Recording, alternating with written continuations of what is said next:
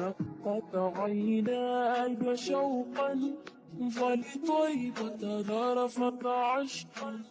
فأتيتك يا حبيبي فاهدى رسول اللہ صلی اللہ علیہ وآلہ وسلم سب لوگوں سے زیادہ جواد، سخی تھے،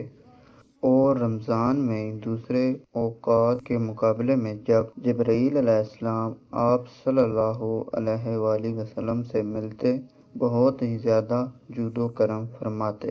جبرائیل علیہ السلام رمضان کی ہر رات میں آپ صلی اللہ علیہ وآلہ وسلم سے ملاقات کرتے اور آپ صلی اللہ علیہ وآلہ وسلم کے ساتھ قرآن پاک کا دورہ کرتے۔ غرض آپ صلی اللہ علیہ وآلہ وسلم لوگوں کو